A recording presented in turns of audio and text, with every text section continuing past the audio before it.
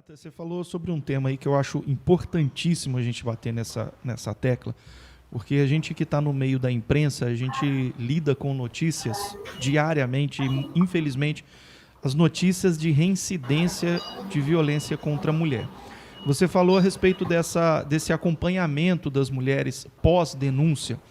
É um problema muito sério isso, porque a lei brasileira, a lei da Maria da Penha, as medidas protetivas, aquela medida de distanciamento, que o homem não pode chegar a tantos metros e tal, isso não funciona, né? Não funciona. A pessoa, quando ela quer agredir, ela passa por cima disso tudo.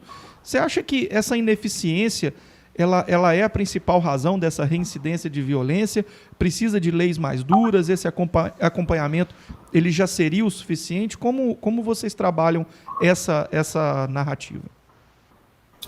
Então, as violências no qual as mulheres são vítimas, mesmo após fazerem a denúncia, ela está atrelada à fragilidade do sistema de segurança para essas mulheres.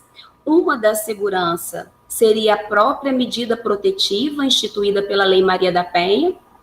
Entretanto, a gente ainda tem uma lacuna muito grande entre a mulher ser de fato protegida e o registro. Então, a mulher, às vezes, ela consegue força para ir numa delegacia e fazer o registro, mas isso ainda não a assegura que ela vai estar totalmente protegida.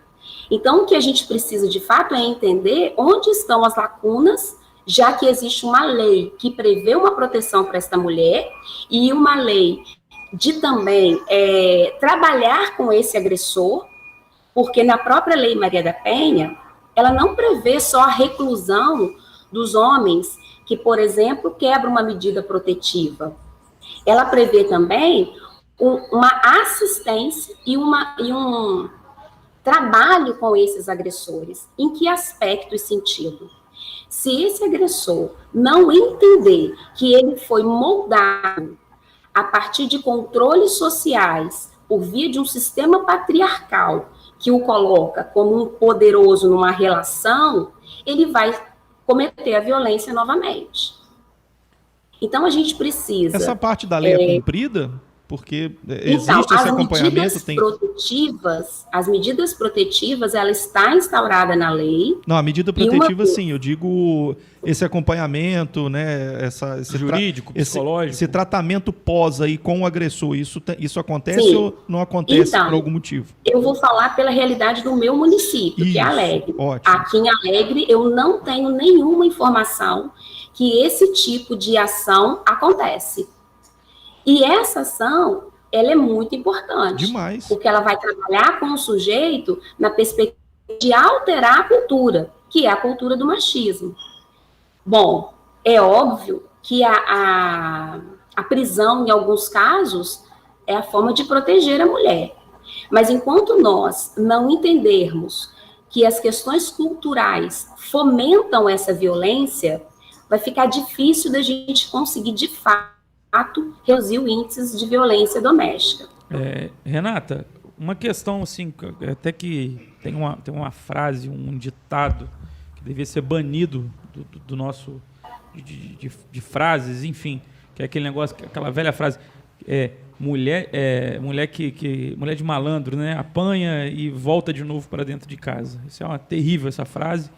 E aí eu queria te perguntar o que de fato para a gente entender que, às vezes, numa primeira agressão, a mulher ela não consegue, por mais, às vezes, meios, artifícios, às vezes tem uma amiga ajudando, vai, denuncia, não passe por isso. Por que por muitas vezes, tem muita mulher que não denuncia na primeira vez, ou se sente... O que está por trás disso na sociedade hoje, que talvez é um grande impeditivo que essa mulher, de fato, tome a atitude correta, que é talvez sair do lar... Ou denuncia e volta atrás na denúncia, no sustento. Acontece exatamente, dá uma denúncia e quando chega à frente o delegado, não foi muito bem isso não, mas às vezes foi isso sim, aconteceu. Queria saber de você o que acontece e o que os coletivos ajudam nessa questão, né? Eu vou trazer alguns pontos aqui. Um é as nossas falhas no sistema que deveriam auxiliar as mulheres. Então, é muito comum, né? É muito comum que essas mulheres, ao buscar esses sistemas de denúncia, por exemplo, elas sofram outra violência, que é violência institucional. Uhum. Ela chega, por exemplo, numa delegacia, e até por não ser especializada, muitas vezes você acaba sendo atendida por profissionais que não têm uma capacitação para esse tipo de atendimento, que já deveria ter. Sim. Vai denunciar. Você sabia que ele pode ser preso? O que você fez? Então, percebam que no ato de buscar um registro, algumas mulheres já sofrem outra violência, que é a violência institucional. Mas são ela está procurando uma coação, né? São coagidas praticamente a não fazer, né? A não levar adiante. Sim. Bom, e isso que eu estou falando aqui, eu não estou falando de ouvir falar. Eu estou falando a partir de dados e eu estou falando a partir de presenças, porque eu já acompanhei mulheres para denunciar violências na nossa região do Caparaó. Eu já vivenciei isso e também a gente tem uma série de dados que apontam essa violência nas instituições. Então, esse é um fato gravíssimo.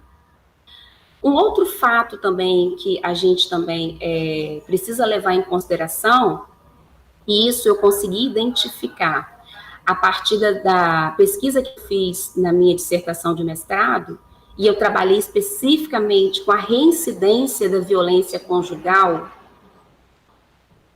ou seja, as mulheres que já tinham uma relação, seja namoro, casamento, enfim, essas mulheres, elas iam denunciar, só que na dela a gente conseguia identificar que não era a primeira vez. E aí, fazendo um adeno ao que você falou, de uma frase extremamente pejorativa e machista, o IPEA, aplicada no ano de 2014, ele fez jornal. E ele fez uma pergunta, dentre várias, porque o levantamento era sobre violência de gênero e doméstica no Brasil. Sim. E uma das perguntas que eles fizeram ao Brasil é se a mulher que continuava na relação após sofrer violência é porque ela gostava.